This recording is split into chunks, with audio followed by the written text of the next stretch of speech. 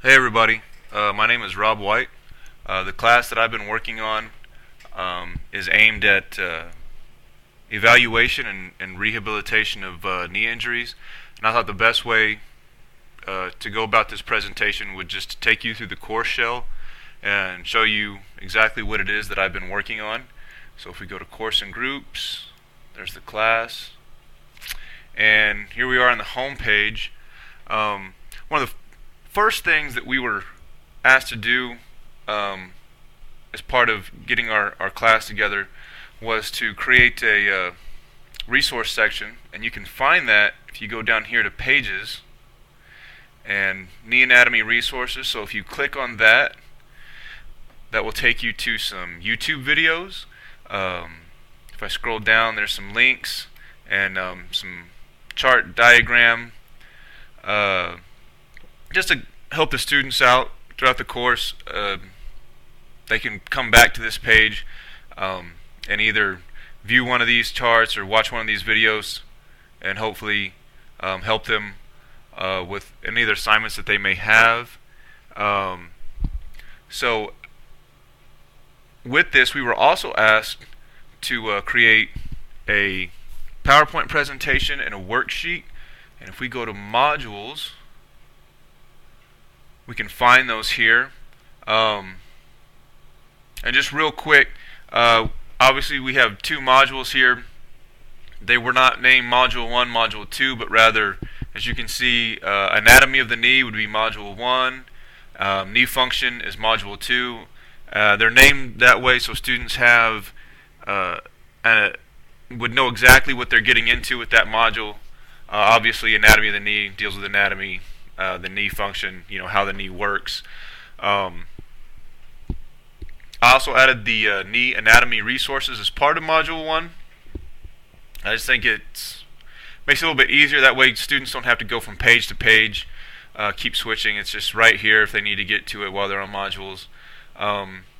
So the first thing we did was the PowerPoint presentation. Click on that. And here we go. And it was cool for me to see after this got put on the modules that this presentation can actually be part of a class. It's not just some PDF document or PowerPoint document that you just open up. Here it is, in an actual class. That was a cool moment for me to see something like that. And you just get the whole thing in there. I'm not going to go through the whole thing, the whole presentation. Let's go back to modules. Now the worksheet that I created with this, the anatomy guide, correlates really well, I think, with the PowerPoint presentation. The information, let's see if it's going to download here. Come on.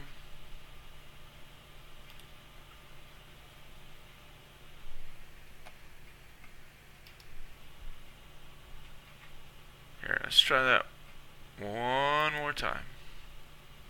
Alright, so, knee anatomy guide. There it is. I don't know what happened there the first time. But anyway, this worksheet is meant to correlate with the PowerPoint presentation. All the questions here can be found, the answers can be found with that PowerPoint presentation, so I think they work hand in hand with each other. Another thing I wanted to point out is I keep going back to the module section, but the file tab keeps lighting up. And the cool thing about Canvas is anytime that you put anything into a module, it automatically goes over to your files. So I think that's a huge time-saving function of Canvas. I think that's a great idea. You will have to come in here to organize it a little bit better so things aren't just scattered out. So, as we just saw the knee presentation, so if you go into there, it's the PowerPoint and the PDF file. If students' computers or technology is not capable of getting one, they're able to get another. Same thing with the worksheets. We have both the Word and the PDF. But if we come back to modules, The next thing that we were asked to do is our first assignment. So if we click onto that, the idea behind my first assignment was to have students go to these links and watch this video, and after they did that was to write a paper and answer these 4 questions within that paper. That way that they're sort of telling me what they've learned without just having them fill out a worksheet or something of that nature. The negatives with this assignment is there's not a lot of instruction to it.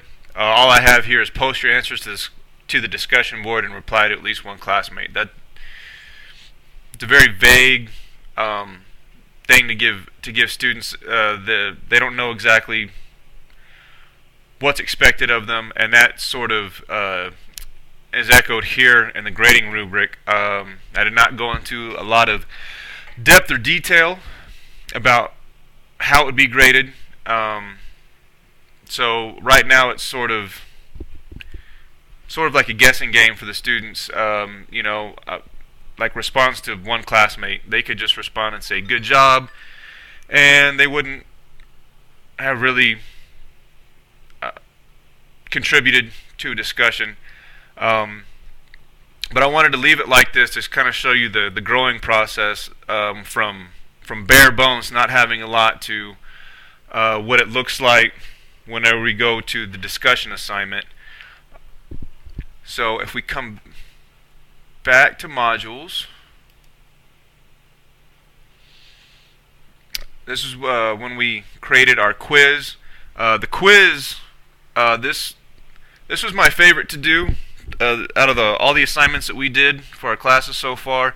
Allowed me to reflect on what I would really want students to know if they were actually taking this class, and sort of made me revisit what was really important to know about the knee. So if we come into the quiz, you can see it's only a 10-question quiz. It's not very long. Just sort of serves as a spot check.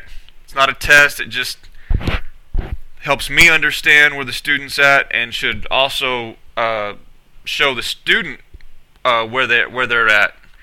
Are they where they need to be? Are they possibly deficient in an area? I tried to use as many of the quiz questions as I possibly could when creating this. So like I said, I think it's a good way, instead of taking huge tests, to just do. Yeah, we'll leave here. Okay, to do spot checks at the end of each module, and just like I said, just sort of gives the instructor and the student of an idea of where that student's at, and hopefully that gives an idea if that student needs additional help or anything of that nature. And then we come into our second module, knee function, and this is what I was talking about, the discussion. See if we can get, and here we see that there's the instruction much more detailed, giving the students a better idea of what's expected of them, how to go about this assignment. Under activity directions, you find down here what exactly I want them to do, and also something else I didn't do with activity 1 is I didn't do a job of explaining when the when the assignment is expected, when it's due, and along with the discussion activity, we did our chat, and the way I wanted to gear this was to have the discussion first, with students posting and responding to each other, giving everybody, hopefully getting everybody on the same page, giving them an idea of what's going on. That way the chat should run a little bit smoother. They have an idea of what they're talking about, and I sort of explain that down here. The posts March 5th, responses at March 6th, giving them a day to fully read everybody's and reflect on it and have good responses. And explain that it's important to get all that done because the chat is on March the 7th. So if we come back to modules, you can see here it says extra credit chat. The reason my thinking for that was that hopefully the students were able to build reflection through their responses and their readings of other classmates' posts, and that this would give them an idea to sort of take ownership of their knowledge and hopefully take a little pride in their knowledge building. So I did make it an extra credit, and because it's extra credit, it was not required to attend. An activity planner, talks a little bit about that, and then how they can receive their 2 extra points. I also put this in announcements, especially since everybody wants a shot at some extra credit every now and then. So I figured I'd make that part of the announcement. And if you go into the announcement, it talks a little bit about it. And I also put the planner as an attachment in there, so students would have ample places to view this. Couldn't say that they didn't know about it, and that sort of brings us to the end of all of our activities, with the exception of the grade book. And I also wanted to mention that having extra credit, or having the chat as extra credit, may not be the best way to go about it. I thought it was a pretty good idea at the time, but it may be also a mistake, since students are more likely to do what's graded.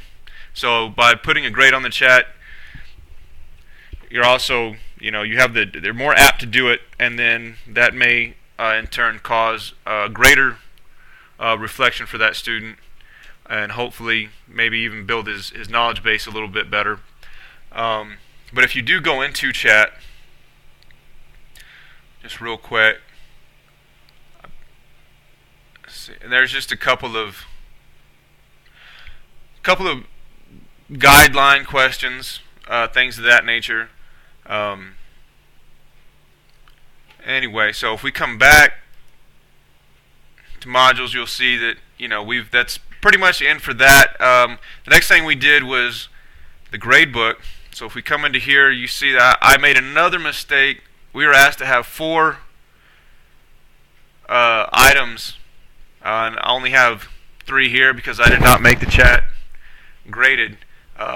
If we come back out of here and go to assignments, you see how everything would be weighted, and instead of having the chat, like I said originally, I thought maybe it would be better to have an extra credit, but I sort of rethinking that right now.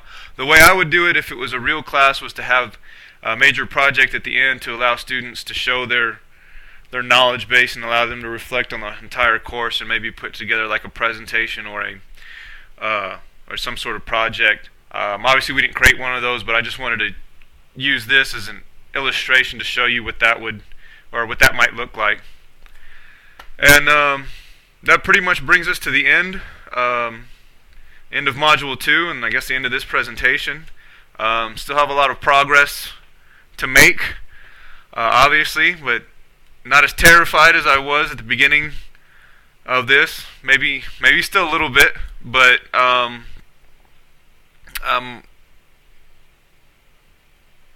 going about it better than I thought I would. I thought I'd be fumbling all over the place, but so far so good, I guess. And I hope everybody else is doing well with their presentations. And with that, I will say goodbye.